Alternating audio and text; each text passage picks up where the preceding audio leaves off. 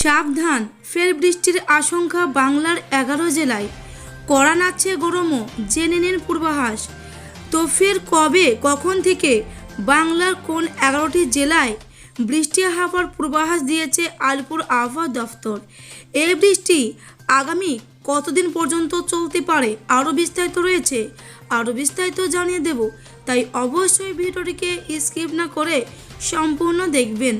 ভিডিওটি ভালো লাগলে লাইক করবেন আর আমাদের চ্যানেলটিকে সাবস্ক্রাইব করে পাশের বেল আইকনটিতে প্রেস করে আমাদের সাথে থাকবেন। তো চলুন এবার দেখে নেওয়া যাক। বঙ্গোপসাগরের উত্তরে আবারও সৃষ্টি হয়ে গিয়েছে নিম্নচাপ, যার জেরে শীতের প্রভাব প্রায় শেষ। ভূতত্ত্ববিদ সজীব কর জানিয়েছেন, আগামী 15 মার্চ থেকে এপ্রিল মাসটায় তীব্র গরমহানা দেবে। অত্যন্ত অস্বস্তিকর গরম যাকে বলে, এমনই হবে যে দিন প্রচণ্ড তাপমাত্রা অথচ ঘামের চিহ্নমাত্র থাকবে না।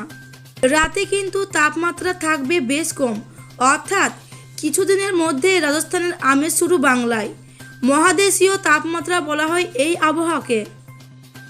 এদিকে আবহাওয়ার খামখেয়ালিপনার জেরে রবিবার কলকাতায় দেখা মেলেনি বৃষ্টির। মৌসুম ভবনের রিপোর্ট অনুযায়ী বৃষ্টি হতে পারে রাজ্যের বেশ কিছু জেলা জুড়ে।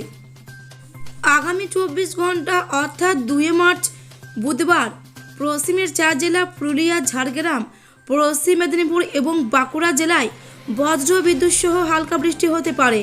বাকি জেলাগুলির আবহাওয়া শুকনো থাকবে। পরবর্তী 24 ঘন্টা অর্থাৎ বৃহস্পতিবার সকালের মধ্যে সবকটি জেলার আবহাওয়া শুকনো থাকার সম্ভাবনা। এছাড়াও আগামীকাল উত্তরবঙ্গের দার্জিলিং, কালিম্পংয়ে বজ্র বিদ্যুৎ সহ বৃষ্টি হতে পারে। বাকি জেলাগুলির আবহাওয়া শুকনো থাকবে।